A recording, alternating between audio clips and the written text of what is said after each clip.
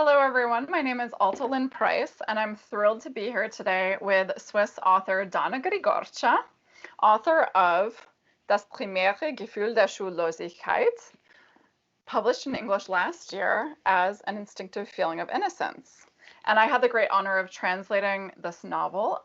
Dana was born and raised in Bucharest, Romania, but now has lived for many years in Zurich, Switzerland, and writes in this exquisitely literary German. And she's won several prizes, including the Ingeborg Bachmann Prize of the Dreisatz. And this is your second novel, first to be translated into English.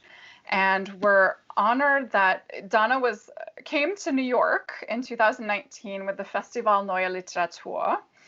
And we just wanted any excuse to bring her back, even though I'm in Chicago today, Dana is in Zurich, and we're both, part of this wonderful St. Jordi Festival in New York. So, Dana, I invite you to say a few words about your novel, and give us a little taste, a little reading in German, and I'll read a little excerpt in English. Welcome. Hello, Alta. Nice. Thank you for this invitation. Hello, everybody. I'm thrilled to be in New York to participate again in this wonderful literary festival in New York. I didn't think since last year about this book, actually, because in the meantime I wrote two other books. But being a city novel, it's a novel about Bucharest. It's a novel about looking for your for the rooms, for the space you loved, and looking for home. I realized how what an actuality this theme has nowadays with this corona pandemic. When I walk through Zurich and I feel like being the only person walking on the streets, it's there are barely people on the streets. It's like a dream, and I'm liking this book, like walking through my imagination, like being alone in certain places. So this is really that feeling. I get that feeling I had when I wrote this book about Bucharest, about Zurich, about searching for the streets I loved, for the rooms I loved, for the sounds I loved, for the tastes I loved, the smells I loved, and imagining the spaces with people and without people. So this story about spaces is getting back to me nowadays. It's amazing, and I'm grateful for your reflection on that. I hadn't thought about how contemporary it is, especially to this particular moment. And I neglected to mention that the theme of the Festival Neue Literatur last year was "In Memory We Trust." So much of this book is the main character, Victoria, taking long walks and exploring the city, but also exploring her memory and going back and forth between past and present, which I think all of us are doing right now. What does our life look like today versus what it looked like a month ago, yes, or 2 months ago? Yeah, exactly. Yeah, we are reflecting on this every day. Yeah. And the theme of this year's festival that has been postponed was going to be Turn and Face the Strange, which is equally applicable to your novel. A lot of strange things happen. Yeah. It's true. I had, I received this gift of of translations. From you, Alta, I had this book translated in English. I had this book translated into several languages, and I realized touring with this book in different countries, in the Netherlands, in France, in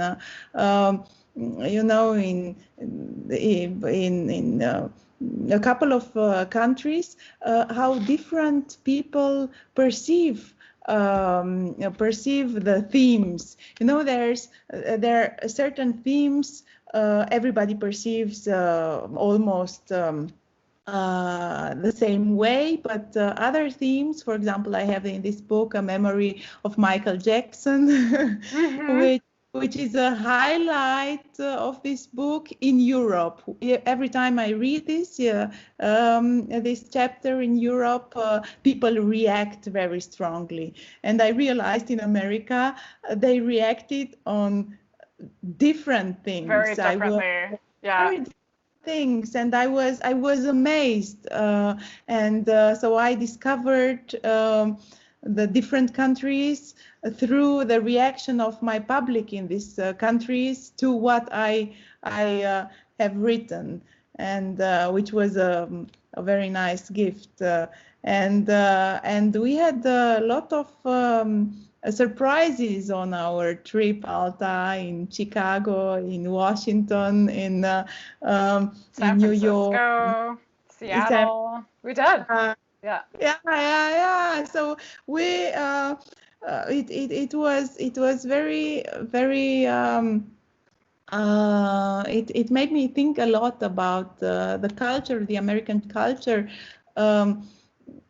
after presenting the book there, about places. About places, about cities, about structure of cities, about communities, about society. So it was a wonderful experience for which I thank you. I would just a little part so that people have this impression, get a taste of the book. Mm-hmm. And you'll read from chapter 21, right? And yes. This is one of the flashbacks. She's remembering an episode from her childhood. Yes, so it's the novel is about Victoria, who lived for a couple of years in Zurich, worked in a bank, and returned to Bucharest to her hometown, and she walks there. There's a bank robbery, and there's a slapstick with this bank robber always trying to rob a bank and failing, and Victoria takes so she can take vacation, or she's put on leave, right? It's part of the, now that it's a European community legislation that she has to go on leave and go to a therapist to process the trauma of the bank robbery that happens at the end of chapter 1. Yes, and she walks through the city and remembers, and all kind of memories come to her, because if you lived for a longer time in a place, you'll remember at every corner stories, where you kissed a man for the first time, where what happened in a lot of places. This is a flashback about from her childhood. And we should probably just mention her childhood was under the Ceausescu regime, correct? Yes. So the interesting part also, I really appreciated how you play with the locations in the city might be the same, but in a way the city is not at all the same. Like the entire world has changed. Yes. It's a good it's a good point, because it's a story from the dictatorship, from the communist dictatorship. Pionierin wurde sie mit 10 Jahren an einem kalten Herbsttag oder an einem kalten Frühlingstag. Auf alle Fälle war es kalt und wir durften über die blütenweiße Pioniersbluse keine Jacke ziehen, damit wir nicht zerknittert aussahen vor der großen Zeremonie.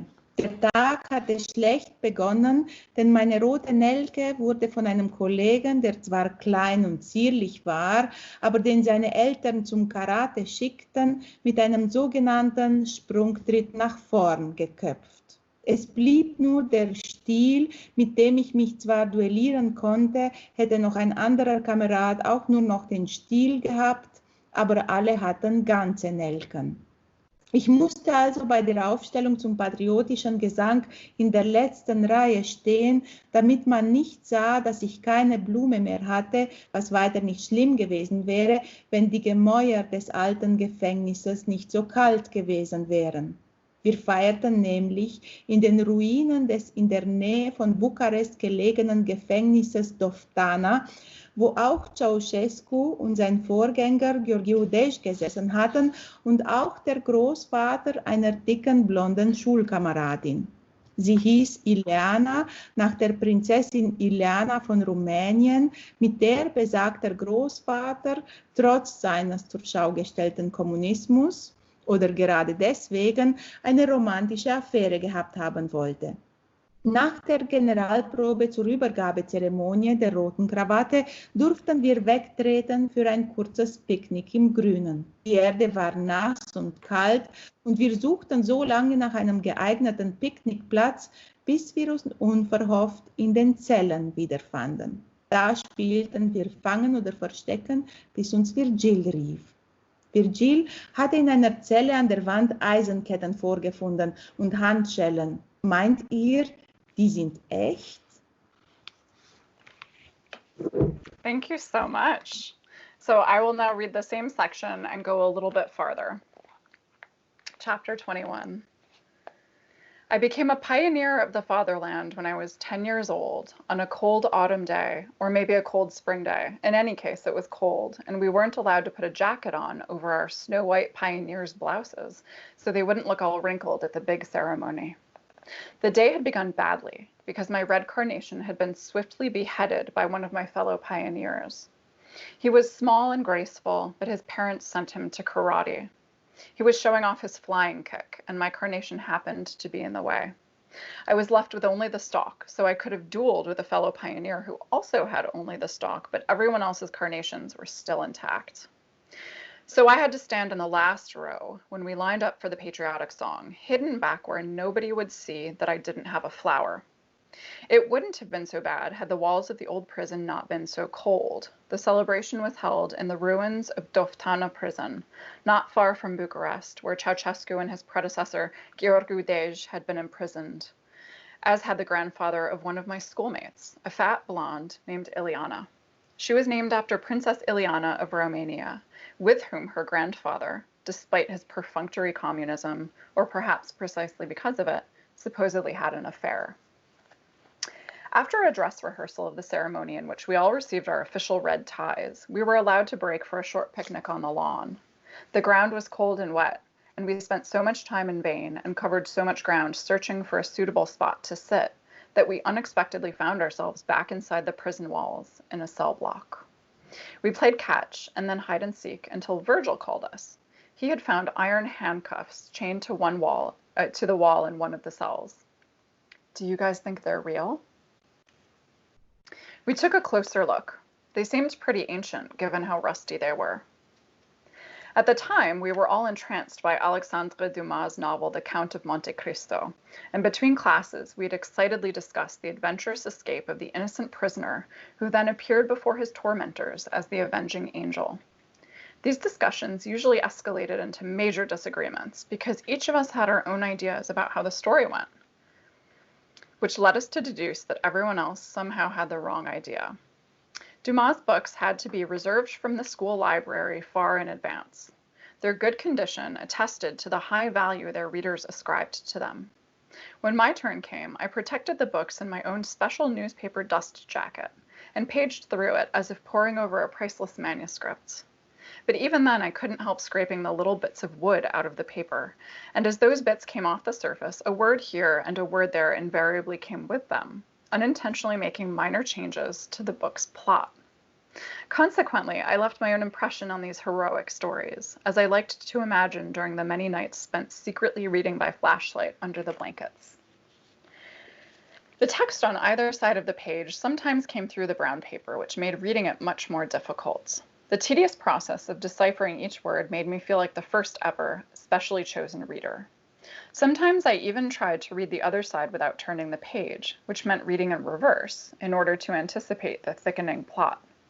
I always read in secret, hiding the books from my mother, who didn't want me to bring any library books home. You never knew whether the previous reader had succumbed to tuberculosis or some other contagion. For every page I read, I was ready to pay the highest price, my very life, which I figured was what made me truly worthy of encountering the heroes and martyrs in such stories.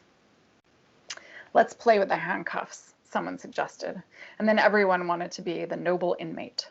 As fate would have it, however, only Virgil's delicate wrists fit into the already closed handcuffs. And who could the rest of us be? We all disagreed. You all can be my guards. But that was no fun, so we decided to be his evil torturers. And then we can switch, said Virgil in a conciliatory tone as we left him in his cell and went out to fetch our instruments of torture. Pointy sticks to poke and prod him, big stones to smash his bones, and then all sorts of wildflowers we could say were poisonous, and I even found a snake skin, which excited us all. We held it up against the weak sun, studying its fine patterns until our comrade teacher found us. Can't you hear when someone's calling you? She was out of breath and close to tears. I don't know why the ceremony had to start so punctually. There was no one out here in this wilderness but us, her, and a comrade inspector who was quietly playing trick-track with the bus driver. Go on, run to the entrance wall and line up, quick, she commanded. But on the way back, we remembered Virgil. And then something funny happened. We had forgotten which cell he was in, and right before our eyes, the cell block grew increasingly labyrinthine. We wanted to call out to Virgil, but our comrade teacher was afraid the comrade inspector would hear us and realize that not everything was going according to plan, and that we weren't a collective worthy of wearing the red tie, but just a bunch of wretched losers. Go now, but keep quiet, she finally said, and we ran from cell to cell whispering, Virgil, are you there? Only to then shout loudly over the walls, he's not here, and then, not here either. Thank you, Alta. Thank you, Dana. Oh, just and it gets more difficult from there. That's a little snippet. It's true, but it's funny hearing this wonderful language. I get so in love, you know. Well, it's to say that I listen full of curiosity how it will get further, only because it's another language. And it fits you. You translate it. I have to thank you and make you a big compliment. You really got it. Yeah. Well, thank you. It was a thrill to bring this book into English. And there were so many parts of it where, you can't just assume the average North American reader has traveled to Bucharest. I have not personally been to Bucharest, although working on this book and doing some research, I really felt as though I had been there, and not just been there, but been in Victoria's life. She really inhabits both space and time in her own fashion. The other interesting thing about this section that only occurred to me as I was reading it is the relationship that Victoria has with books and storytelling, and this idea of she had to be worthy of hearing these stories, and she also exercised her own agency in changing them, even if it's inadvertently, by reading it. Yeah. Any other thoughts you have about? I know this is sort of ancient history because you've gone on to write at least 2 books since then. I think you're working on your 3rd book since this one. Yeah. And I went with this novel with your English translation to India a couple of months ago, and I was wondering how this book will be perceived in India, in a country so different than our countries, and it was interesting to find readers who told me, yeah, but actually you wrote about India, you wrote about, we know those spaces, and of course, I mean, this is the ideal to find to find good readers. Good readers who bring their imagination and their patience to imagine, and their disponibility to imagine, and to adjust what they read to their world, to really adjust their world to what they read, and to be able to get in. And yeah. Thanks again, Alta, for translating it. No, I'm so pleased. And, one of the things I appreciate so much about translation is I view it as a service, in the sense that your book had been read by thousands of people in German. But, the many, many more people who could not access the German, and to allow them to connect with you, I couldn't be in India with you. Yeah. I also found the different cover designs. Oh, so I should tell our viewers that we're talking about India because so this was the original Swiss edition, and then at first I thought I loved the look of the cover, but she talks so much about linden blossoms and the scent of linden, and I thought I don't know if this really fits, but it turns out to be, I think, the perfect. And it's a very eye-catching cover. And it's published by Seagull Books, which is based in Calcutta. So at the end of this video, we will share a link to buying both the original German version from Dana's favorite local bookstore, because we're all trying to support writers and translators and independent bookstores in this difficult time when so many of us are stuck at home. But what a wonderful opportunity to explore new stories and places through books. Yes. So, Dana, thank you so much for being with us today. And I can't wait personally to read your Dracula novel. Yes, this novel had to come, So everybody's expecting of me to write a Dracula novel. So now in this Corona time, I walked so much through woods. I was never so long in the woods in my life. So I wrote a dark novel about bats bringing evil to the world, and vampire, a really classic vampire novel. So it has all the ingredients of a classic vampire novel, with creatures without conscience, and with people with conscience. So it's also a meditation about our world. But I want it to be a classic vampire novel, with all those nights when fear comes upon you without knowing why, with a place that suddenly changes, with Transylvania,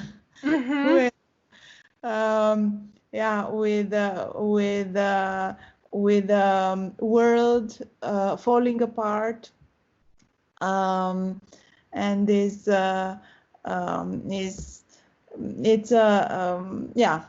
classic vampire novel. So I'm sure it'll be a classic vampire novel, but with a Dana Grigorcea twist. Can I ask, is it set in the present day? Is there time travel in a sense also in this novel, or? Travel, because so the title, the exact title, I don't know how you'll put it in English, Alta. I haven't read it yet. Surprise me. So the German title is Dracula, wie es wirklich war. Mm-hmm. So how would you put it? Dracula as Dracula, it really happened? As it really happened, how it really was. Yeah. We'll think about it. Real story, yeah. Yeah. And the true story, yeah. So it's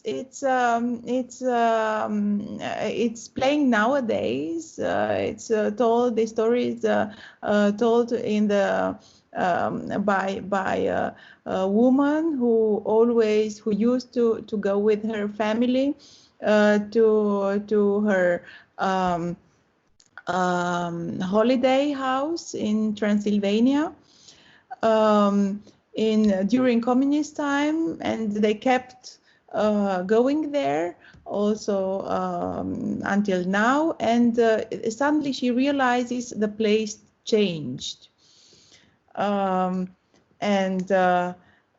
so this vampire stories comes upon her. There are vampires there, and there's also an explanation why these vampires suddenly appeared. And then there's the story of Vlad the Impaler. Mm-hmm. Of the who did make an appearance, was mentioned in An Instinctive Feeling of Innocence. Yeah. Yeah, I forgot. Just the name comes up. So I like that you're connecting your previous books and your new ones. Your characters can inhabit various books. Yeah. Well, maybe I have to reread. No, just keep writing. It's the translator knows the book better than the writer. It's so it's it's this story of Vlad the Impaler, and about the longing of the wish of the people to feel the strong hand, the harte Hand, the longing to have a strong ruler, the admiration for tyrants of the rule with an iron fist. Yeah. And it's his real story, and how he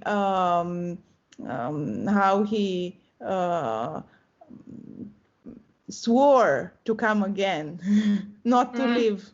I'm trying not to make too many projections politically onto the story that you're telling me. But I also, having read this wonderful novel, I know it will be full of political implications that are not explicitly stated. So it will be a beautiful, riveting story with many nuances to it. We're running short on time, but I wanted to thank you so much, Dana, for another opportunity to connect with you over your beautiful literature and bring it to more readers internationally. And we'll speak again soon. Yes, and I salute all New Yorkers and all Americans, and stay strong, stay healthy, and keep the faith. Thank you, Dana. Thank you, Alta.